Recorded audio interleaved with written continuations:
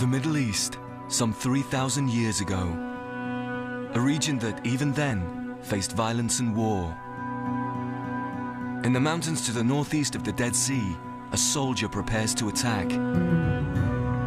This is Joshua, successor to the great leader Moses, and one of the Bible's most famous warriors. From here, Joshua looks west, across the Jordan Valley to the Promised Land. This was where his ancestor Abraham once lived, and Joshua believes he too must settle. But there's a problem. The land is already occupied by local people known as Canaanites. Joshua will have to fight for it. He's not alone. He leads some 150,000 people, children of the Hebrew slaves who fled bondage in Egypt. They've spent 40 years trekking through the desert. Now they are preparing for war. And their first target? The Canaanite stronghold of Jericho. This is a defining moment in the story of ancient Israel, according to Hebrew Bible scholar Rachel Haverlock. This is really a story about beginnings, about the origins of a nation. And this is, in many ways, really the birth story of ancient Israel. And the Battle of Jericho is just the beginning.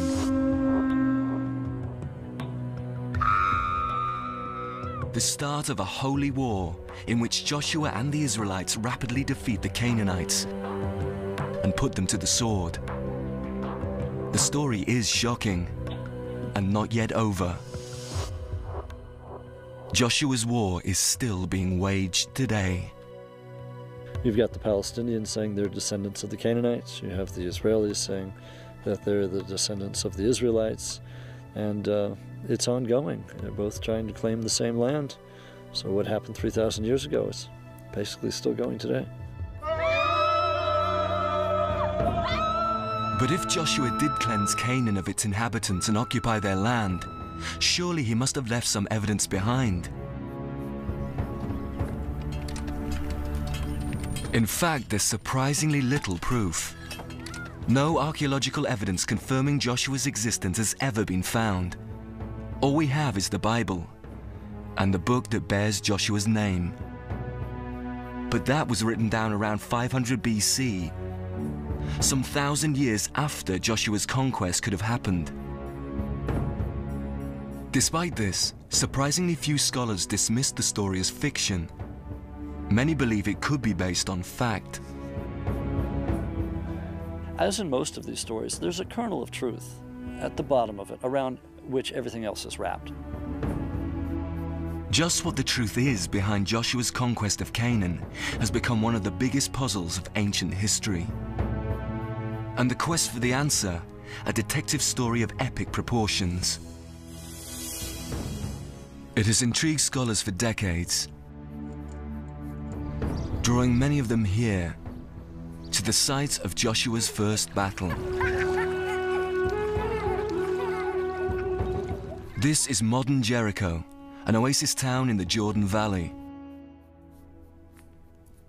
Archaeologist Bill Deaver is an expert on the history of the area. Jericho's a unique site. It's the most important site anywhere south of the Sea of Galilee in the Jordan Valley. Its history is due to the fact that there's a source of water. The spring that supplies that water still serves the people of Jericho today. Next to the spring is what looks like a small hill, but is something very different. It's an occupation mound, or tell, where the inhabitants of ancient Jericho built their cities, one on top of each other, for centuries. Perhaps one could be Joshua's Jericho. Among the first archaeologists to try and find out was John Garstang, a professor from Liverpool University. His original field reports have been conserved by museum curator Felicity Cobbing. These photographs were taken from 1931 up to 1936. Garstang's pictures document an amazing discovery.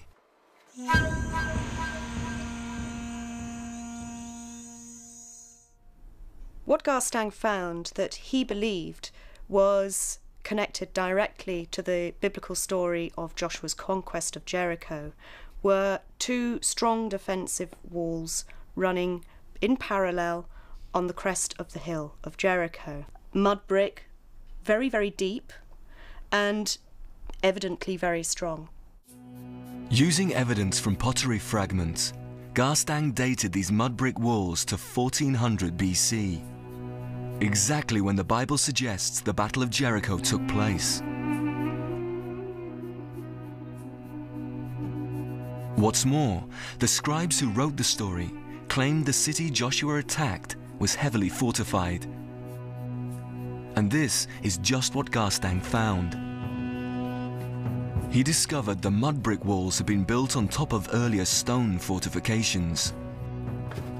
You see here what is very typical of a Middle Bronze Age fortified system, with a retaining wall that basically helped to hold in the sides of the tell. That wall stood at least 15 feet high. On top of it was a first mud brick rampart.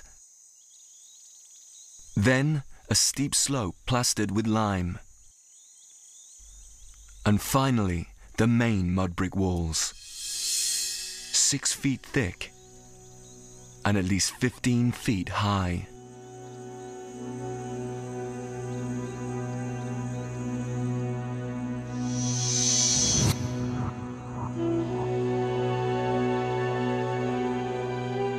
To an invading army, ancient Jericho must have been a daunting sight, looming at least 50 feet above the valley floor.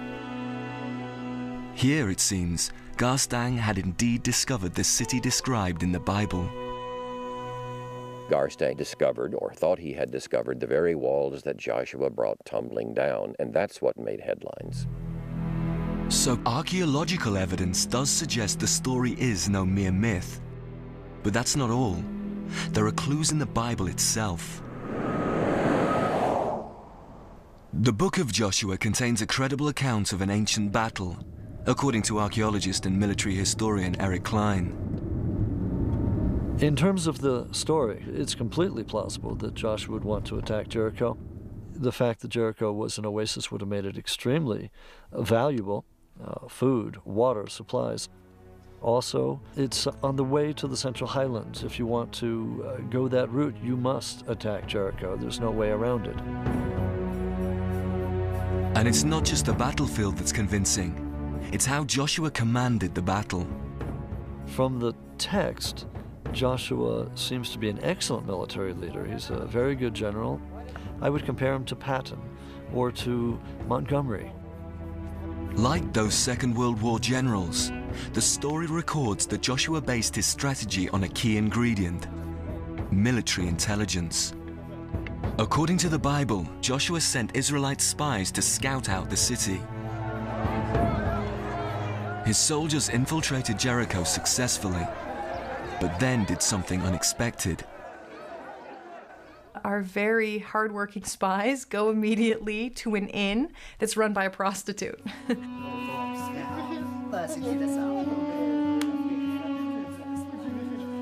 This may not be so strange. Ancient inscriptions reveal the brothels were the boarding houses of the ancient world. They were the ideal place to blend in and gather information about the enemy. Who better to go to? A prostitute or a hostess? They found out very quickly what they needed to know. So far, the Israelites' actions sound plausible.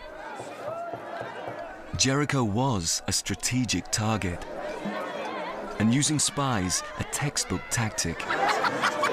But what about the people those spies saw inside? Given the size of ancient Jericho, there were probably 1,200 inhabitants, men, women, and children. The story calls Canaanites. Here again, the Bible is in line with archaeological finds. While digging on the outskirts of Jericho, excavators found something extraordinary. Tombs containing 3,500-year-old skeletons. Canaanite skeletons, buried with their grave goods, connecting the people of Jericho to a wider world, to a real Canaanite culture whose cities once spread across modern-day Syria, Lebanon, Israel, and Jordan. But there's much more to the historical Canaanites than the Bible reveals, according to archaeologist Jonathan Tubb. I think that a lot of people who have followed the biblical view, if you like, see the Canaanites as wicked, evil people. They're not at all. They're very urbane, sophisticated people. And we know this from the examples of jewellery, metalwork, even the very basic pots and pans of daily life, which were often very refined. They enjoyed the good things in life. What's more, archaeology has revealed that the Canaanites were the first people to use an alphabet, a 40-letter system that replaced the ancient sign language known as cuneiform and led to the form of writing we use today. The Canaanites were even great traders, influenced by other civilizations as far away as Greece and Egypt. Some of the jewellery is very beautiful. This one's interesting because it's in the form of a lotus bud, showing that strong Egyptian influence. The story leaves out these positive details. It's not surprising. In the Bible, the Canaanites are the Israelites' sworn enemies. Joshua's spies would have had much to report. But, like many military operations, their mission was compromised. The Bible records how Jericho's governor heard that the prostitute, called Rahab, was sheltering the spies. The head of Jericho would try and find these spies wherever they might have been. Why he knows or thinks that they're at Rahab's place, but I imagine he had his own intelligence gathering force. According to the story, Rahab faced a stark choice: to hand the spies over to torture and death, or turn traitor and protect them. She tells the spies that she knows that Israel will conquer the land. She knows that God has promised the land to them.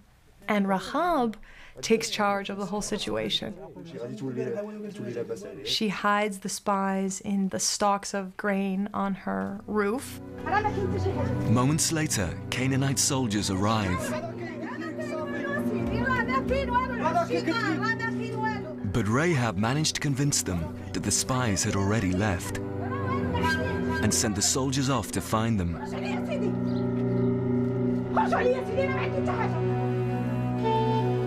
Before she helped the spies escape, Rahab made them promise to protect her and her family in the coming battle. The spies agreed.